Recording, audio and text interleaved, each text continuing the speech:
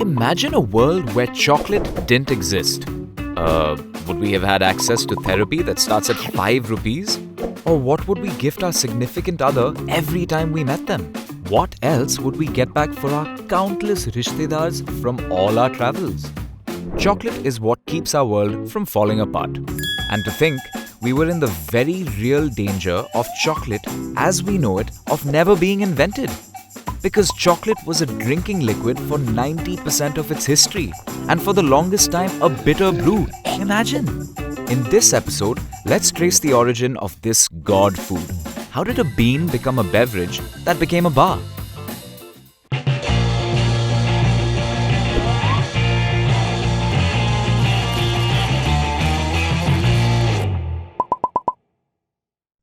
A tale as old as time.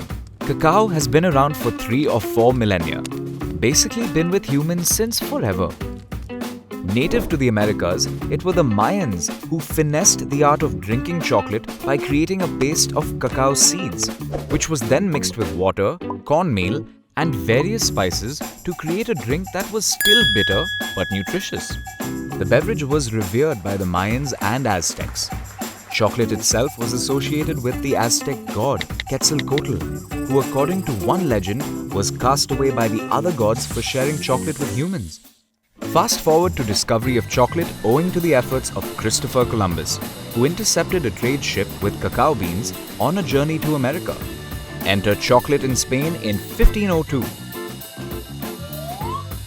Chocolate is a Spanish word which comes from the Aztec word chocolatl, where chococ means sour or bitter and atl means water or drink. Another word which also proves chocolate was had as a drink centuries back is chicolatl, meaning beaten drink, derived from the Aztec word for frothing stick, chicoli. The Spaniards took the gift of the bean one step further and started adding honey and cane sugar to the bitter brew, because the traditional spicy chili pepper additives had the tendency to unsettle the delicate European stomachs. Soon the chocolate mania spread all across Europe at the speed of light. The beverage became the go-to drink of the rich and royal. On the dark side, craze for this dark brew led to slavery. The Dutch and English raced to add more and more cocoa plantations to their colonial ambitions, employing slaves. Now that we know how chocolate went from a bean to beverage, how did it finally become a bar?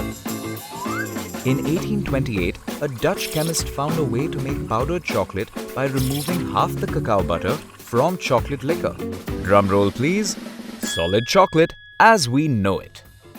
Then, a massive shout out to Joseph Fry, the genius who was credited with making the first chocolate bar in 1847 in Britain.